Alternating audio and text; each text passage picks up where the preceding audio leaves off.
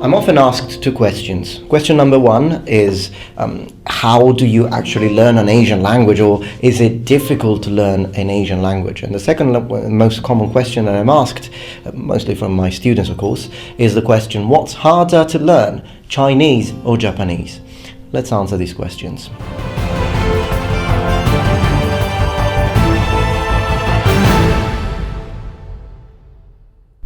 Hello number ones, welcome back to my channel. This is the Metatron speaking, and as many of you know, I am a qualified teacher and I teach both English, but I also teach Japanese. Japanese is a language I have studied, it's a language I know how to speak, basically to business level. And as far as Chinese is concerned, well, my Chinese is not really that good, meaning that my pronunciation is pretty good, and when I have no problems with pitches, and I have an overall understanding of grammar and a reasonable vocabulary. But if you put me in China, I won't be able to understand the majority of things that people not really talk. When they talk to me, I'm okay, but when they talk to each other, it's rather complex for me to understand. So it's a language that I still have to perfect and learn. But yeah, my Japanese is a lot better than that, of course. Being a teacher of Japanese, and lots of my students ask me this, and of course the parents of my students and lots of friends ask me these questions. 僕は日本語を話すことができる。日本語は専攻だったから。大学の時は毎日日本語を勉強して、大学から卒業したら日本に引っ越ししたんだよ。もちろん専門用語はこれからの頑張りにかかってくるんだ。しかし日常会話ぐらいは大丈夫だ。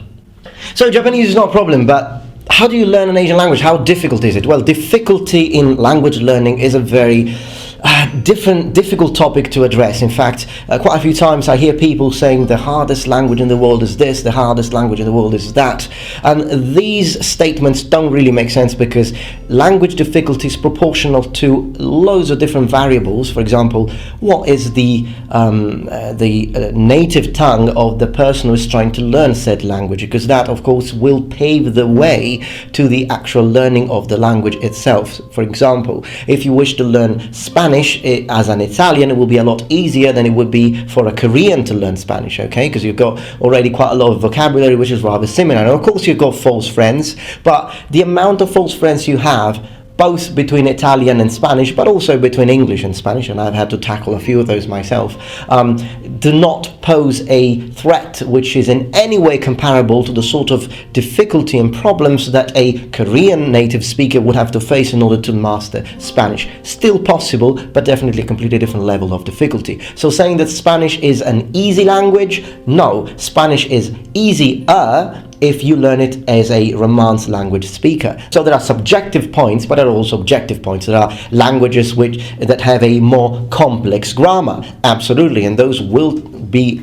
you will have to take those into account. But that's not it, okay? That's not all there is to it. So to answer this question today, we're going to consider that the person, the student who is learning either Chinese or Japanese or Korean or whatever, Vietnamese, Thai, is a person who is either Anglophone or just a Romance language, someone who speaks a Romance language as his first language. So even if what I'm about to say is going to be simplistic, learning an Asian language is difficult, but difficulty is also proportional to how interested you are in said language. I have heard people saying, I want to learn Chinese, and also I'd like to underline what kind of Chinese, because Cantonese is one thing, Mandarin is another. Well, let's consider Mandarin for a moment, it being the form of Chinese which is most widely spoken among native speakers of Chinese. So if someone wishes to learn, let's say someone says, I want to learn Mandarin Chinese, then the first question should be, my first question is, why do you wish to learn Mandarin Chinese? And if the person says, oh, because of business, because of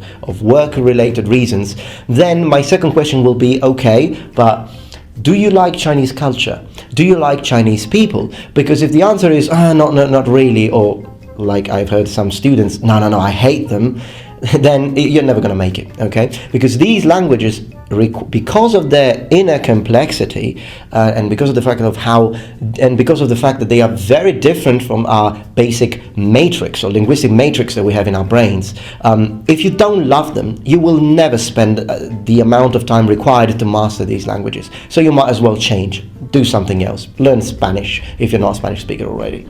But if the answer is, I want to learn Mandarin Chinese because I'm absolutely fascinated by Chinese culture, Chinese history, I love the history of the emperors, of the dynasty of China, Qin Shi Huang Di, and all the others. I love imagining, I have got a lot of Chinese friends and I love Kung Fu. If you like the culture, if you like the people, then you can overcome all the problems that you will have, and it might even be easier for you to learn a harder language than it will be to learn another language which will be technically easier but you're not interested in. So the same thing can apply to Japanese, of course. Now, to answer the second question, what's harder, Chinese or Japanese? Again, it depends. So let's consider that you are interested in both. You are in love with both the Japanese culture and the Chinese culture, and also the subcultures that are more modern, like manga, anime, and all these things. You like these things, you want to learn these languages, which is the case with a lot of my students, of course, who are teenagers. Then in that case, the difficulty will depend on your ear and how prone you are to spend many hours learning grammar. If you are a person who doesn't like grammar, you literally hate, loathes everything that has to do with grammar, but you've got a good ear because perhaps you've got musical training, then Chinese will be easier for you to learn, because Chinese has a easier grammar, particularly if you compare it to Japanese. But the problem of Chinese is pronunciation. Pronunciation can be very difficult to achieve, to get the tones right, and a lot of times I've seen loads of people who are always frustrated by Chinese because they just think they are repeating things the exact same, they're saying things the exact same as their Chinese friend, but then at the end the Chinese friend will say, oh no, that's not it. It's like this, it's sure, it's sure. On the other hand, Japanese is not as difficult as far as pronunciation is concerned. First off, because Japanese has, the pitches in Japanese, they exist, they've got mainly two, sort of three, but yeah, two, they've got two pitches, rising and falling, but even if you mess them up, they will still be able to understand, because they don't, in the majority of cases, there are exceptions, but in the majority of cases they don't actually change the meaning. They just,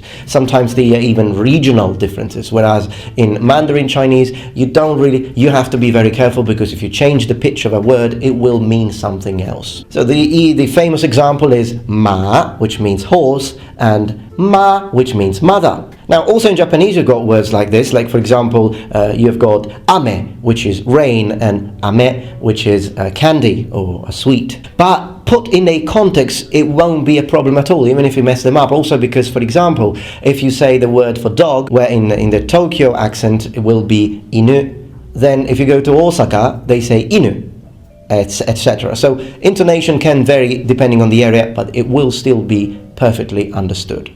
Kokoro, kokoro, arigato, arigato. So in Japanese, no problem. Even if you have the thickest American accent when you speak Japanese, they will understand you. In Chinese, it's going to be a lot harder. On the other hand, though, Japanese has got rather complex grammar. Maybe not as complex as Latin, for example, maybe not as complex as German, but they still have very complex grammar, and it will take you a lot of time, not really because of the grammar complexity, but what makes it even harder than perhaps German is, if comparatively, is the fact that it's completely different in its structures and in its forms to anything that we have in Europe. So you can't really compare. You just have to learn it from scratch. Alright, all of this is impressive, but what suggestion can I give you? Well, I've got a few books here.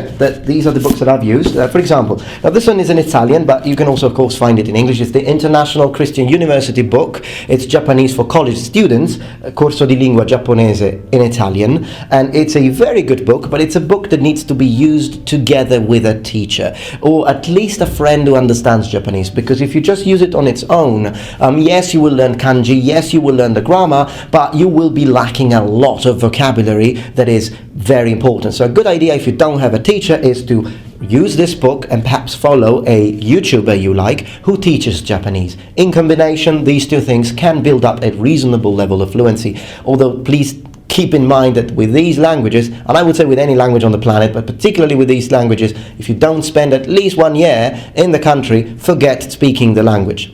At least if you're talking about being fluent in the language. Now, for Chinese, I've got two books. One is just for the Italians out there, Il cinese per gli italiani. This is the book used by the University of Rome, and it's a very good book. I've got all 3 iterations of the book, and I've studied them, and it's pretty good. The Chinese title is 意大利人学汉语 So Italians study Mandarin Chinese, basically, or the language of the Han. This is the meaning. But for those of you who are not Italians, there is this book that I used at the University of Naples when I was graduating in majoring in Japanese, and my minor was Chinese, Mandarin Chinese, and it's Hanyu Cheng.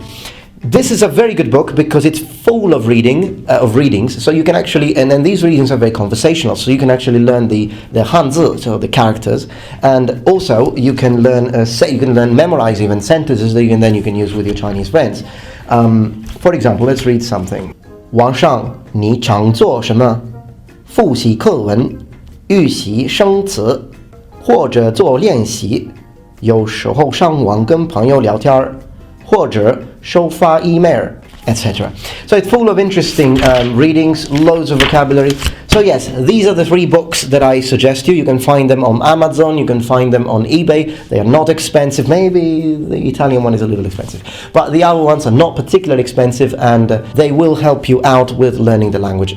Also, before leaving you today, I'd like to ask you a question. Would you be interested if I were to start an actual series where I teach Japanese, or maybe even Chinese? If you're interested, please let me know in the comments below, because if I find enough likes on this video and if I find enough requests, I might consider starting to make the occasional video where I teach you these languages, because again, I'm a professional teacher, so I thought, why not doing it? Alright, well, I hope that you enjoyed this video. If you did, remember, thumbs up and subscribe to my channel for more content from the Metatron. And remember, the Metatron has spread his wings. Saraba!